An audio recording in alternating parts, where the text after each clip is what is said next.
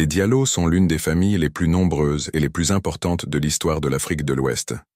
Les Diallo, les Kan, les Dia, les Dial, les Diao, les Ka et les Diko ne sont en réalité qu'une seule et même famille, celle des Dialoubé. Le nom de famille Diallo est un patronyme fondamental au sein de l'ethnie Peul, Fulbé, désignant l'appartenance au prestigieux clan des Dialoubé. Ce clan majeur englobe d'importantes ramifications telles que les Kane et les Diko, témoignant d'une histoire et d'une parenté commune au sein de la société Peul. L'étymologie du mot « Diallo » en langue Peul, le fulfuldé, est généralement interprétée comme évoquant des qualités de bravoure, de noblesse, de lignage distingué ou de liens ancestraux spécifiques à ce clan. Diallo ou Djallo vient du verbe « jalugol » qui signifie « être fort » quand il s'agit d'une personne. Les Diallo qui se lancèrent dans l'érudition islamique portèrent par la suite le nom de Kan ou de Ka, surtout au Sénégal et en Mauritanie, tandis que ceux qui adoptèrent les armes furent appelés Diko. Quant à ceux qui restèrent des pasteurs, éleveurs nomades, ils gardèrent le nom de Diallo. L'histoire du clan Diallo est marquée par des contributions significatives à la formation politique en Afrique de l'Ouest. Au XVIIe siècle, les Diallo ont joué un rôle central dans la fondation du royaume du Kasso, situé dans l'actuel Mali.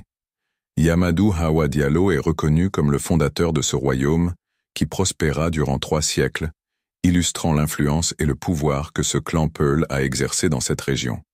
Le nom Diallo a également traversé les frontières grâce à des figures historiques marquantes.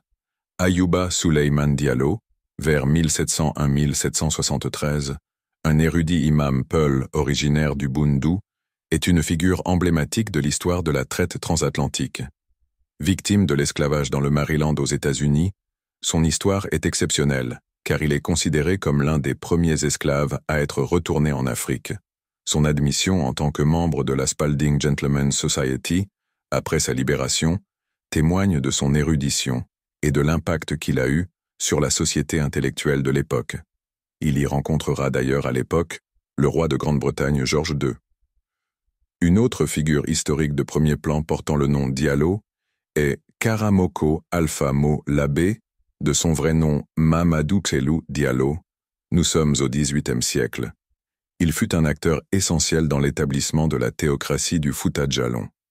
En tant que cofondateur et figure spirituelle influente, Karamoko Alpha Mo Labé a joué un rôle crucial dans l'unification des communautés Peul du Fouta Djallon sous une bannière islamique, laissant un héritage durable dans l'histoire de la Guinée actuelle. Autre figure islamique du clan des Diallo est Abdul Kader Khan, Diallo, qui participera à la révolution islamique des Torodo et instaura une nouvelle puissance hégémonique au Fouta à cette même période. En conclusion, le nom Diallo est un puissant symbole de l'identité Peul, ancré dans l'histoire du clan des Dialoubé et de ses ramifications, Kan, Dia, Diao, Ka et Diko. Il est associé à des moments clés de l'histoire ouest-africaine, notamment la fondation du royaume du Kasso par Yamadou Hawa Diallo et le rôle central de Karamoko Alpha Mo Labé dans la création de la théocratie du Fouta Djallon, ou encore Abdul Kader Khan Diallo dans la théocratie révolutionnaire foutanké Torodo.